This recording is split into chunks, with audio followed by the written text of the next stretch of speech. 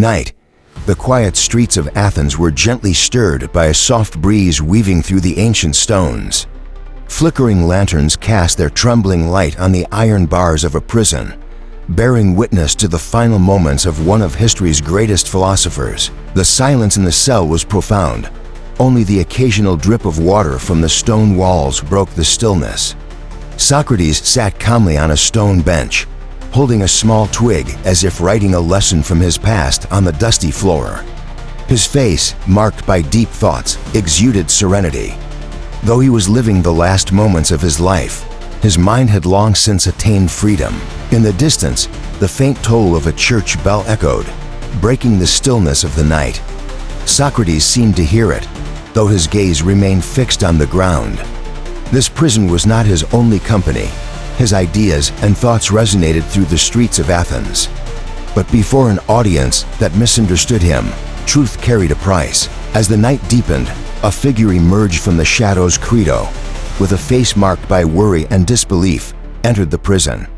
With a silent nod to the guards at the gate, he moved to sit beside Socrates.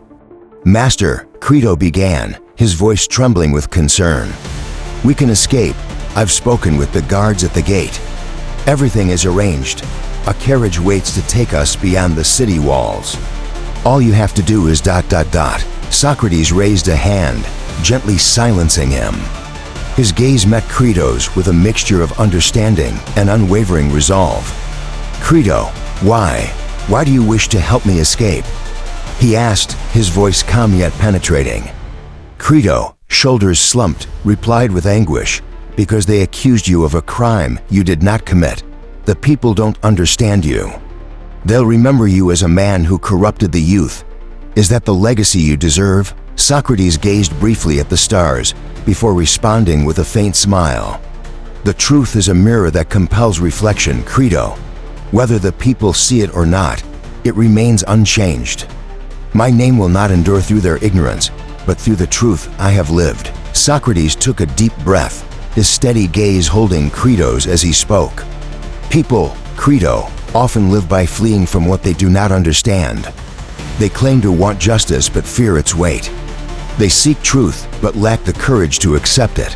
And you? Are you ready to ask what truth really is?"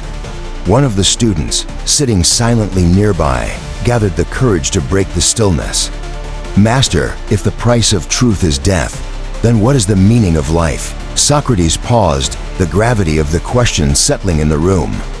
Then he replied, "The meaning of life is not merely to exist, but to understand one's existence. Even if I lose this body, my soul will live on with the truth, and that is enough." This dialogue sparked a long discussion among those gathered.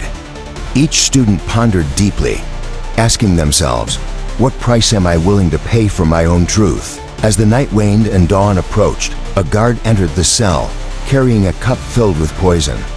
A heavy silence fell over the room. Crito, his voice breaking, pleaded one last time, "Please, master, don't do this. We cannot lose you."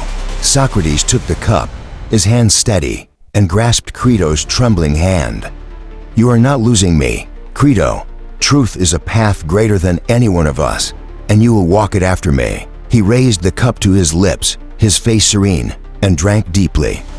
His eyes met those of his students one last time, and with his final breath, he whispered, "Freedom is found only in truth." That night, as Socrates' body returned to the earth, his ideas flowed like a river through the streets of Athens, carrying light to future generations. And that river continues to shine through the centuries.